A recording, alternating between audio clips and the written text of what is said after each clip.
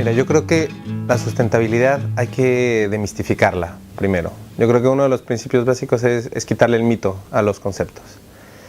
Porque si no, lo que puede ocurrir y lo que ha ocurrido con otros conceptos como ciencia, innovación, emprendimiento, es que se generan como entes que funcionan por sí misma y que parecen que son muy alejados de la sociedad al final y al cabo. Todo el mundo les empieza a usar, pero nadie realmente conoce el significado. Y yo creo que finalmente el concepto de la sustentabilidad lo que hay que hacer es quitarle el mito.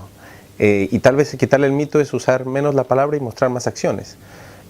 Finalmente nosotros como sociedad aprendemos mucho más con otros sentidos que simplemente escuchando palabras. Entonces, si logramos ver, si logramos sentir, si logramos apropiarnos de la sustentabilidad como filosofía y no solamente como un concepto, yo creo que ahí se vuelve más adaptable a que todos lo empecemos a usar, no forzosamente llamándole sustentabilidad, pero simplemente que sea parte de lo que estamos haciendo. Y yo creo que ahí es donde comienza el desafío para que un poco mentes creativas logren juntar este camino, este puente entre cómo sacarle el mito a la palabra y llevarla a tierra y finalmente proponer que todos podamos adaptar la filosofía desde las zonas rurales, desde las escuelas, los niños, escuchar, que todos podamos ser contribuidores, quitar la etiqueta tal vez de expertos, y eso significa tal vez romper ciertos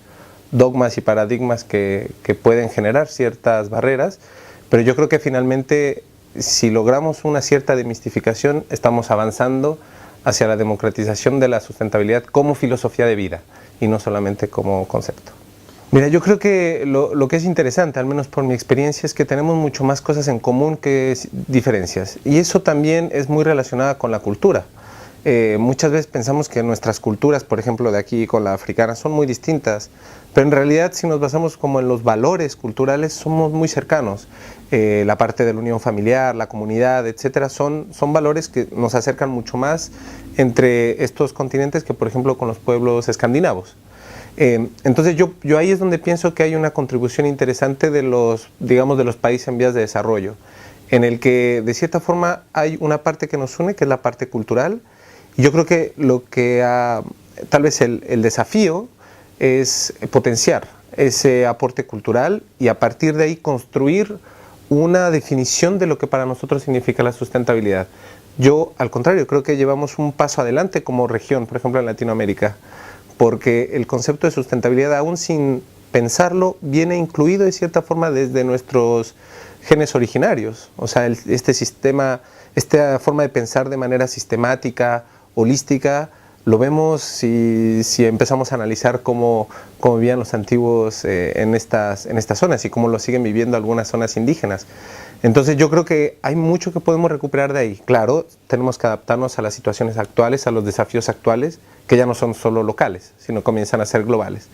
Pero yo definitivamente creo que como países en vías de desarrollo y de manera general la región en Latinoamérica, Chile incluido, tiene un rol muy importante a jugar desde tomar un liderazgo en cuanto a una sustentabilidad apropiada a estos contextos que en general son mucho más, similares en la mayor parte del mundo.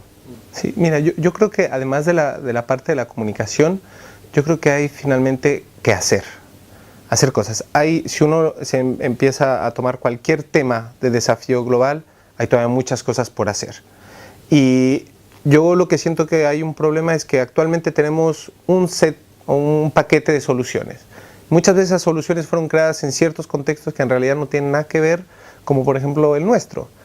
Y lo que nos intentamos hacer es cambiar todo nuestro contexto para que se adapte esa solución.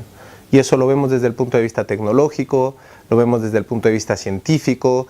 No solo ocurre, en África del Oeste, en Oceanía, es mucho más claro porque hay hay menos recursos, pero también se aplica a cuestiones como en América Latina, donde estamos constantemente intentando adaptarnos a las nuevas corrientes tecnológicas y científicas. Y yo, sin embargo, creo que en lugar de intentar lograr esa adaptación, hay la posibilidad de generar otros caminos. y otros caminos que en base al propio contexto generen nuevos conocimientos y esos nuevos conocimientos se traduzcan en nuevas tecnologías, en nuevos desarrollos científicos que permitan realmente solucionar los problemas en base a su propio contexto. Y yo creo que de esta forma hay un rol a jugar por parte de las universidades, pero no solo por parte de las universidades, que es el de seguir caminos distintos a los convencionales.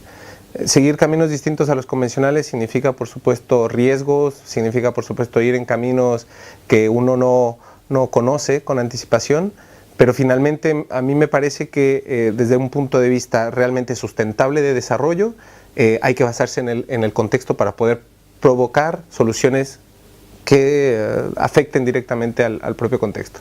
Y ahí es un llamado en general a la sociedad. Las universidades tienen un rol que jugar, abrirse, tomar en cuenta un poco más la idiosincrasia y el contexto de sus propios lugares y no solamente intentar esta transferencia tecnológica o empaquetarla, como decía, la demistificación es muy importante, pero yo creo que no solo es un rol de las universidades, también de los gobiernos. Yo creo que estamos en el siglo XXI entablando una era en donde la participación pública va a ser lo más importante. De hecho, ahora actualmente hablamos de la inteligencia colectiva y cada vez surgen más ejemplos de cómo el colectivo está logrando mucho más cosas que solo un puñado de expertos. Y entonces yo creo que el rol de los expertos, el rol de las universidades va a tener que cambiar, va a tener que ser un facilitador, va a tener que ser identificadores de potenciales dentro de las comunidades. Los nuevos ingenieros no van a ser solamente los jefes y los expertos que dicen lo que se tiene que hacer.